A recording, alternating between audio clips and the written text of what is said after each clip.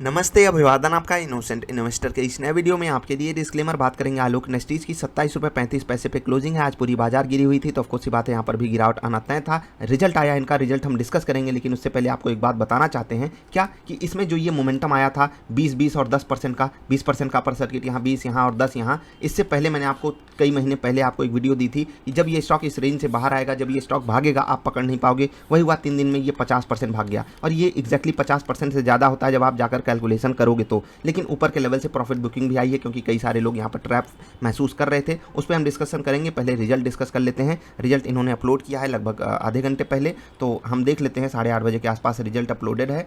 तो हम यहाँ पर आपको कुछ बातें बताना चाहेंगे। 3 नंबर पॉइंट को हम डिस्कस करेंगे रिजल्ट में, लेकिन उससे पहले जरूरी हम रिजल्ट को पहले देख लेते हैं। 3 नंबर पॉइंट पे हम चलेंगे क्योंकि वहाँ पर कंपनी ने अपने कोरोना आउटब्रेक को लेकर एक बात हमसे कही है कि दिक्कतें सबके साथ होती हैं, वही इनके साथ भी हुई हैं वहाँ पर ऑपरेशंस को कंटिन्यू करने में, ऑपरेशंस को हैंडल करने में। अब हम थोड़ा सा आपको रिजल्ट बता देते हैं, कुछ चीज़ें समझिएगा। मैं डेटा जूम इन कर रहा हूँ जिससे कि आपको कोई दिक्कत ना हो देखने में। जो लोग नहीं देख पा रहे हैं वो HD कर लेंगे, ठीक। अब मैं यहाँ पर कंपेरिजन आपको कहाँ से कर रहा हूँ, जस्ट पिछले क्वार्टर से मैं कर रहा हूँ। पिछले साल के इस क्वार्टर से कोई कंपैरिजन बनता नहीं है क्योंकि वहाँ पर कंपनी को कई सारी दिक्कतें फेस करनी पड़ी थी। इवन लॉकडाउन भी था और पहली बार जब लॉकडाउन लगता है तो कई सारी दिक्कतें आई थी, वहाँ पर डिमांड भी कम थी, तो वहाँ से कंपैरिजन बनता नहीं है। 1269 करोड़ का यहाँ पर रेवेन्यू आया है 1478 करोड़ के मुकाबले। लगभग 208 करोड़ का आपको यहाँ पर डेंट देखने को मिलेगा। खर्चे में अगर आप देखोगे तो कॉस्ट ऑफ मटेरियल भी कम हुआ है, उसी रेशियो में कम हुआ है। अच्छी बात है ये, लेकिन सब कुछ अच्छा नहीं हो सकता। तो वही चीज़ मैं आपको समझा रहा हूँ कि यहाँ पर रेवेन्यू में ये जो डेंट आया है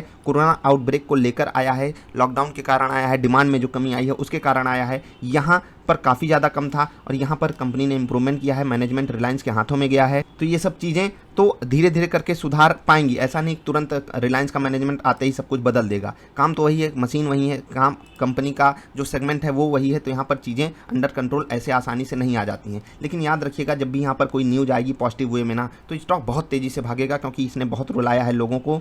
और रही बात भागने की ही, तो ये जो 50% का मोमेंटम आया ये कम नहीं होता अगर आपने सही जगह इसको खरीदा होता। वीडियो मैंने आपको डाल के दी हुई है, जाकर जरूर देखिएगा। दिसंबर या जनवरी के आसपास की वीडियो है, आपको जरूर देखनी चाहिए अगर आपके पास स्टॉक है तो। अब अगर हम टोटल खर्चे की बात करते हैं, 1483 करोड़ से 1367 करोड़ का खर्चा आया है। खर्चा जिस हिसाब से रेवेन्यू कम हुआ है उस हिसाब से खर्चे को भी इन्होंने कंट्रोल किया है, ये एक अच्छी चीज़ है। एम्प्लॉयज़ के ऊपर थोड़ा सा कम इन्होंने खर्च किया, ये चीज़ मुझे नहीं जची, लेकिन ओवरऑल सिचुएशन में चीज़ें ऑन पेपर सही दिखाई दे रही हैं। अगर हम इनके रेवेन्यू को लेकर एकदम ये ना हो जाए, हतोत्साहित ना हो जाए, चलो क्या हुआ कंपनी रेवेन्यू नहीं पेश कर पाई। बिल्कुल, अगर आप देखोगे ऑन पेपर रेवेन्यू और एक्सपेंसेस को देख करके आपको रिजल्ट नेगेटिव दिखाई देगा, लेकिन फिर आती है सबसे पॉजिटिव चीज़ जो कि इस कंपनी के लिए है, वो है इनका जो टोटल कमाई है। इनकी जो टोटल कमाई है वो बहुत बेहतरीन तरीके से इंप्रूव की है। 113 करोड़ पे आ गई कंपनी की कमाई माइनस में, और 507 करोड़ से। ये डेटा याद रखिएगा, जो भी ब्रैकेट में होता है नेगेटिव होता है, मतलब यहाँ पर लॉस था कंपनी को 507 करोड़ का, ठीक है, और वो घट करके 113 करोड़ पे आया है। लगभग 4 गुना लॉस कंपनी को कम हुआ है। ये एक अच्छी चीज़ है, लेकिन ये स्पेशल सिनारियो है। सबसे अच्छी चीज़ पता है क्या होगी, कंपनी अपने रेवेन्यूज़ को बढ़ाए, ठीक। रेवेन्यू बढ़ेगा तो आपको खुद पता है कि सारी चीज़ें अपने आप अंडर कंट्रोल हो जाएंगी। खर्चे अभी इस कंपनी के ज़्यादा हैं,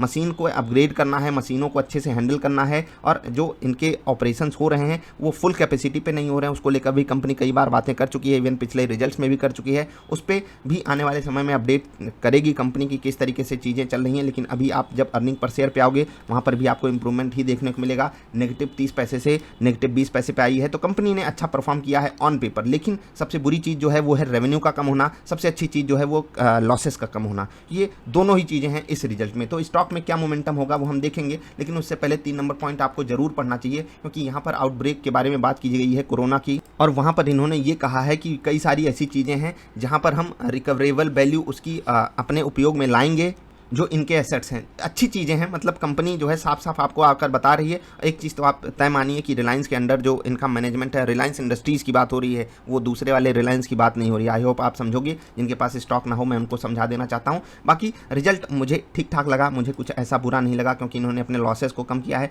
भले वो एक्सेप्शनल चीज़ें हुई हों कुछ, लेकिन फिर भी मुझे अच्छी बात लगी। और यहाँ पर जब आप 6 नंबर पॉइंट में आओगे तो यूनियन कैबिनेट की तरफ से इनको जो छूट मिली है ये भी अच्छी चीज़ है, और इवन इस सेगमेंट को पूरे पे सरकार आने वाले समय में छूट वगैरह दे सकती है, वो सब अलग लेवल पे जाएगी, जब भी आएगी हम वीडियोज़ बनाएंगे। उसके लिए आप जुड़ जाइएगा जरूर, नीचे जो लाल बत्ती है उसको जिस भी रंग में होती है वो कर दीजिएगा। हम आगे अब चार्ट पे डिस्कशन कर लेते हैं। सब्सक्राइब कर लीजिएगा, वो वीडियो जरूर देख लीजिएगा जो दिसंबर में मैंने आपको दी है, क्योंकि उसमें काफ़ी इंपॉर्टेंट चीज़ें मैंने आपके लिए कवर की हैं। ठीक, मोमेंटम ऊपर नीचे होता रहता है, और जो लोग थोड़ा सा अलग महसूस कर रहे हैं कि मैं किस स्टॉक की बात कर रहा हूँ, तो भाई जाकर पढ़ना इस स्टॉक की हिस्ट्री, और रिलायंस यहाँ पर क्या एक्सपेक्टेशन रखता है। जब रिलायंस का रिजल्ट आता है वहाँ पर ये सब्सिडियरी के रूप में गिने जाते हैं, और रिलायंस की काफ़ी उम्मीदें हैं इस स्टॉक को लेकर के। भले कोविड को आप छोड़ दीजिए, कोविड में इन्होंने क्या बनाया, क्या किया, कैसे प्रॉफिट आया, क्या नहीं, लॉन्ग रन में जो इनका जियो मार्ट है, जो इनका एजियो स्टोर है, वहाँ पर इस कंपनी की बहुत बड़ी भूमिका हो सकती है। और उसको लेकर मैं थोड़ा सा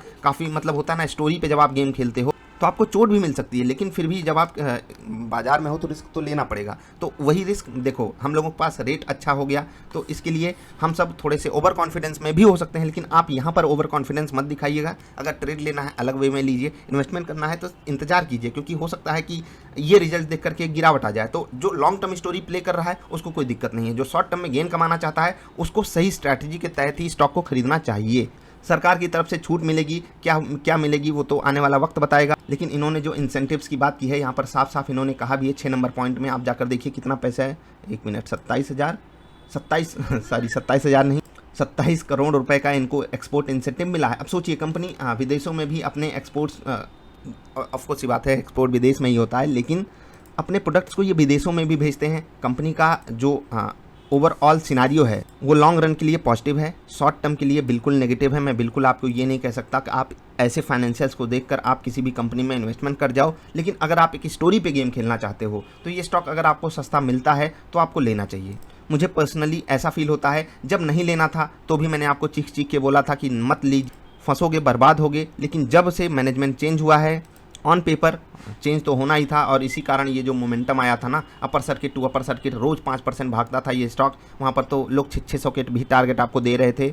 वीडियोज हैं, जाकर देखिएगा, फिर आपको बातें समझ में आएंगी मैं एक्चुअली कह क्या रहा हूँ। ठीक, मोमेंटम आया है, यहाँ पर रेजिस्टेंस बहुत बड़ा था, मैंने आपको समझाया भी था। यहाँ पर जब गिरती हुई बाजार में ये स्टॉक जब गिर रहा था तो रेजिस्टेंस पे आपको अगर सेलिंग नहीं देखने को मिलेगी तो कहाँ देखने को मिलेगी। तो ये जो रिजल्ट है, क्या ये स्टॉक को गिरा देगा? बिल्कुल गिराने के चांसेस हैं, क्योंकि कंपनी ने रेवेन्यू नहीं पेश किया हमारे सामने, मतलब कंपनी के ऑपरेशन ढंग से हो नहीं पा रहे हैं। अगर आप जस्ट पिछले रिजल्ट में जाओगे, वहाँ पर कंपनी ने हमको साफ साफ बताया था, इवन यहाँ पर बताया है या नहीं मैं ये चीज़ नहीं पढ़ पाया हूँ, कि ये अपने बहुत लोअर कैपेसिटी पे काम कर रहे हैं। अभी इनकी कैपेसिटी बढ़ाना बहुत ज़रूरी है, और कैपेसिटी तब बढ़ेगी जब डिमांड आएगी, जब इनके द्वारा मतलब रिलायंस इंडस्ट्रीज इनसे डिमांड करे, सरकार के द्वारा डिमांड हो, एक्सपोर्ट में बड़ी डिमांड इनको दिखाई दे, तभी वो हो सकता है। प्लस इनकी मशीन्स में भी कुछ दिक्कतें हैं, वो इन्होंने साफ साफ आकर बताया भी था। कई सारी चीज़ें हैंडल करना है, आपको खुद पता है कि बुरे समय में अच्छा रेट मिलता है, तो वो अच्छा रेट हो सकता है कि आपको कुछ दिन पहले मिल रहा था, हो सकता है कि आपको मिल भी जाए, उसके लिए आप इंतजार कीजिएगा।